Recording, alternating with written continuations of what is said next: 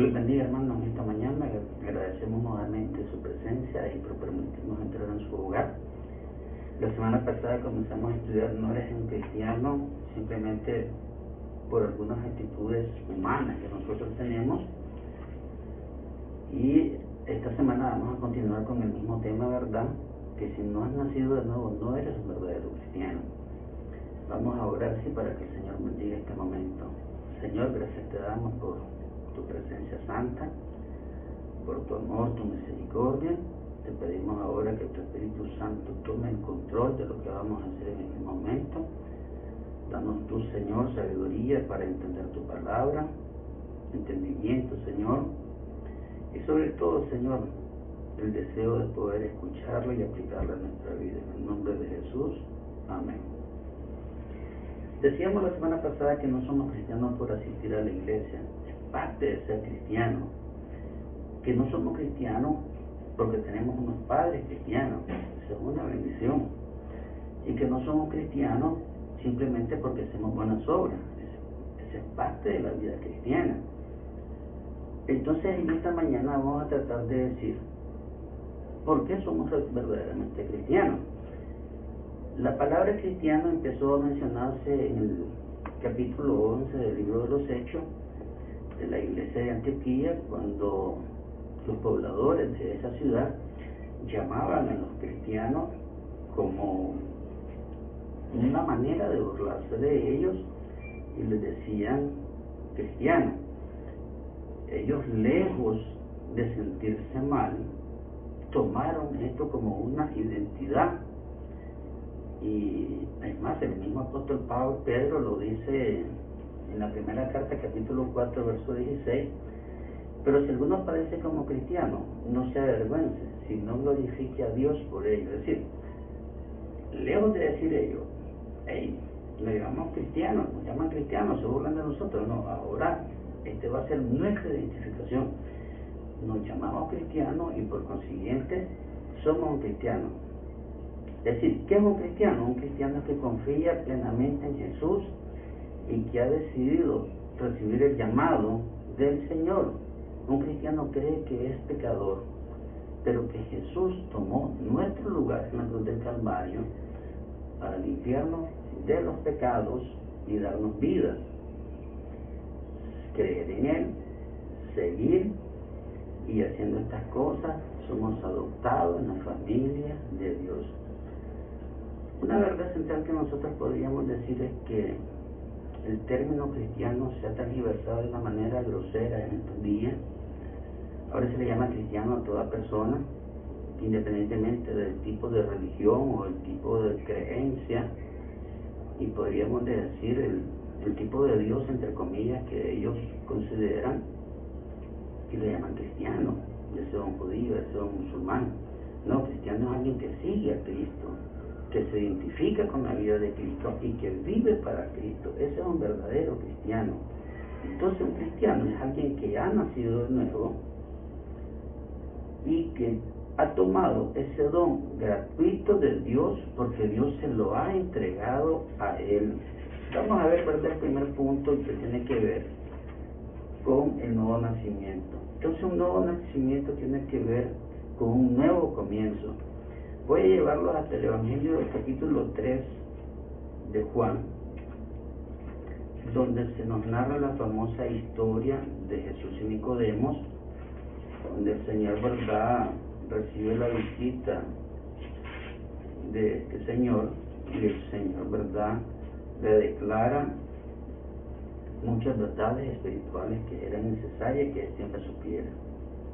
Entonces, en el versículo 3 del capítulo 3 del Evangelio de Juan, dice así: respondiendo Jesús y le dijo, de cierto te digo, que el que no naciere de nuevo no puede ver el reino de Dios. Entonces lo que el Señor está afirmándole a Nicodemo es que hay muchos creyentes que tienen una fe superficial o que piensan que teniendo algún sinnúmero de acciones ellos pueden ser llamados cristianos. Y sí, la verdad que mucha gente así lo llama, pero que sea un verdadero cristiano y que tenga un nuevo nacimiento es otra cosa muy diferente. Por eso es que el Señor lo lleva a una verdad fundamental de la vida cristiana. Si no hay un nuevo nacimiento en esta persona, no puede ser un verdadero cristiano. Y un nuevo nacimiento tiene que ver con la fe que la persona ha depositado en la persona de Cristo Jesús.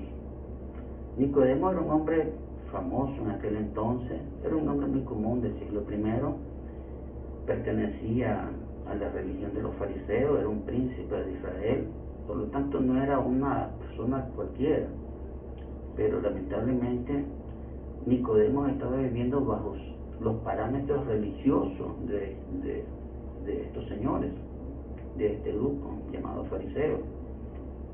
Y seguramente él guardaba todos los rituales y seguramente él guardaba todos los mandamientos y guardaba también la ley oral que los mismos judíos habían creado.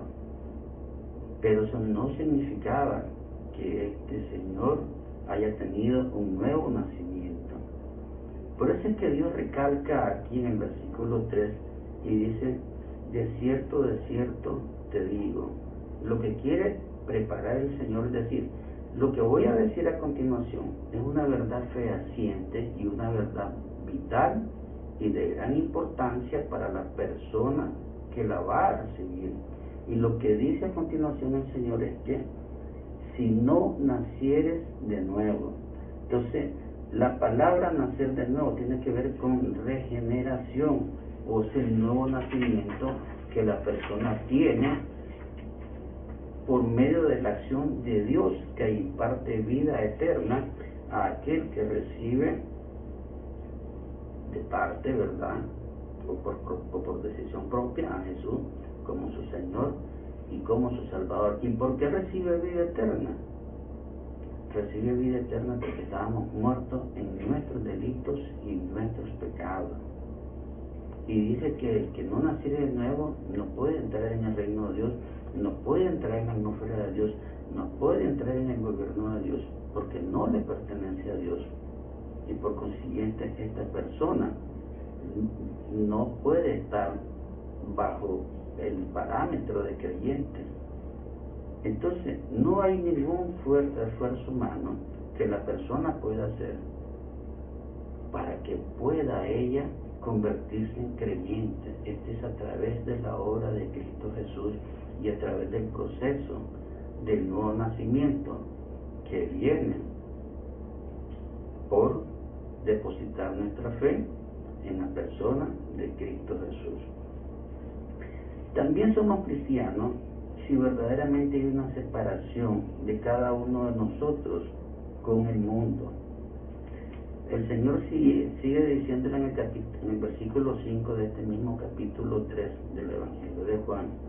Respondiendo Jesús le dice: de cierto te digo, que el que no naciere del agua y del Espíritu no puede entrar en el reino de Dios. Ahora el Señor le está mencionando lo que tiene que ver el Espíritu Santo en nuestra vida, la acción que el Espíritu Santo realiza en cada uno de nosotros. Este es un versículo paralelo, ¿verdad? El versículo 5 al versículo 6 es un versículo paralelo, pero ha traído ciertas discusiones entre los estudiosos de la Biblia y habla en verdad de algunas explicaciones. Nosotros nos vamos a remitir también de que es la acción del Espíritu Santo, y podemos hablar también, ¿verdad?, de que sea el bautismo en agua, aunque obviamente en este momento todavía no se había experimentado, y de hecho no lo conocía Nicodemo. Entonces, un nuevo nacimiento espiritual de lo que está hablando el Señor Jesús. No está hablando de una renovación física, sino está hablando de la acción del Espíritu Santo.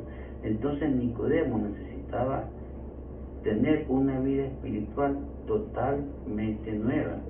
Y el Señor se lo dice, ¿verdad?, desde el versículo 7 en adelante. No te maravilles de lo que te digo, que es necesario nacer de nuevo. El viento sopla donde quiere y oye su sonido, mas ni sabe de dónde viene ni a dónde va. Así es todo aquel que es nacido del Espíritu. Entonces, lo que el Señor le está diciendo a Nicodemo es que tiene que haber su nuevo nacimiento y que el Espíritu Santo tiene que venir a morar en él para que él pueda tener una nueva vida y pertenecer a la familia de Dios. Tiene también que ver el ser creyente, tiene que ver una regeneración en la persona. Sí, una regeneración es un nuevo tratamiento. Quiero llevarlo hasta la carta de Tito, del apóstol Pablo a Tito, en el capítulo 3, verso 5, dice así: nos salvó no por obra de justicia que nosotros hubiéramos hecho, sino por su misericordia y por el lavamiento de la regeneración y por la renovación en el Espíritu Santo. Entonces aquí hay tres aspectos importantes que la palabra del Señor nos muestra a cada uno de nosotros. Y lo primero que tenemos que ver es que no hay salvación fuera de Jesucristo. Eso está escrito en el versículo anterior de este versículo que acabamos de leer. Lo primero que menciona Pablo es que tiene que haber un lavamiento. Entonces, todos somos limpios de la culpa del pecado a través del lavamiento de la sangre de Cristo que derramó en la cruz del Calvario. Éramos cada uno de nosotros dignos de la condenación de nuestros pecados, pero ahora, a través del sacrificio de Cristo en la cruz, cada uno de nosotros somos libres de esa culpa, porque el Señor nos sustituyó en esa culpa. Esa es la obra magnífica de Cristo en la cruz del Calvario. También tiene que haber una regeneración para ser un verdadero cristiano. Es decir, todo aquel que ha nacido de nuevo no practica el pecado, dice la palabra del Señor. Pecan, así ya dijimos que los cristianos pecan, pero que no practicamos el pecado es una cosa muy diferente a la práctica del pecado, a vivir en este mundo y tener que pecar a consecuencia de lo que miramos, de lo que oímos. Y muchas veces somos traicionados por nuestro pensamiento, pero no necesariamente el creyente tiene que practicar el pecado. Y el tercer factor, ¿verdad?, es la renovación en el Espíritu. Esta es la obra de satisfacción del Espíritu Santo en nosotros. Dice, ¿verdad?, Primera de Pedro, capítulo 1, verso 2, que el Señor empieza a movernos a un nuevo nivel espiritual. Nos está llevando a una nueva criatura. Venimos con todos nuestros defectos, con nuestra condición de humano, con toda nuestra condición de persona impía, con defecto de mentir, con defecto de enojo, con el defecto, ¿verdad?, de tener mal carácter. Pero cuando hemos venido a los pies del Señor, el Señor empieza a obrar en nosotros esta renovación y empezamos a transformarnos en nueva criatura, en una criatura que glorifique al Señor. Dice el Evangelio, ¿verdad?, a través de la persona de Cristo Jesús, dice: para que los hombres vean tus buenas obras y glorifiquen a vuestro Padre que está en los cielos. Ese es el testimonio de un creyente verdadero. Entonces eso tiene que ver con el nuevo creyente. ¿Por qué es necesario el nuevo nacimiento? Bueno, el nuevo nacimiento es necesario porque así lo dice la palabra del Señor, y lo dice desde el Antiguo Testamento. El Antiguo Testamento lo define así, ¿verdad? En Salmo capítulo 5, verso 9, porque en la boca de ellos no hay sinceridad, sus entrañas son maldad, sepulcro abierto de su garganta, con su lengua hablan lisonja. ¿Qué está hablando? Está hablando de la perversión humana en las personas de la antigüedad. Sí, tan necesario es el nuevo nacimiento en la actualidad como lo era en aquel entonces. Obviamente no estaba el sacrificio de Cristo en la cruz, pero sabemos que la salvación ha sido a través de todos los tiempos por la fe. También en el Nuevo Testamento se nos dice así, en Romanos capítulo 8, verso 7, por cuanto los designios de la carne son enemistad contra Dios, porque no se sujetan a la ley de Dios, ni tampoco pueden. Y en el verso 8 dice así, y los que viven según la carne no pueden agradar a Dios. Por consiguiente, es necesario el nuevo nacimiento, porque todas las personas que no han entregado su corazón a Jesucristo están bajo la condenación eterna, y tiene que haber en ellos un cambio radical. ¿Ok? ¿Cómo obtenemos ese cambio radical? Porque esto es muy importante. Entonces, la palabra del Señor nos dice que Él pone en nosotros un nuevo corazón y nos da y nos convierte en una nueva criatura. Ezequiel capítulo 11, verso 9 dice así, y les daré un corazón y un espíritu nuevo pondré dentro de ellos, y quitaré el corazón de piedra de en medio de su carne, y les daré un corazón de carne. ¿Qué está hablando el Señor? Está hablando de darnos una nueva sensibilidad, y la sensibilidad a la voluntad de Dios, la sensibilidad de escuchar su palabra y de obedecerla, y obviamente de mirar el pecado y de apartarnos de ellos. No somos, los creyentes no somos insensibles al pecado. El pecado viene a nuestra vida, pero la voluntad de Dios y lo que Dios pide para nosotros es que reconozcamos el pecado y que nos apartemos de ese pecado. Eso es muy importante en la vida cristiana. Somos cristianos y hemos hecho un nuevo nacimiento, hemos recibido este nuevo nacimiento.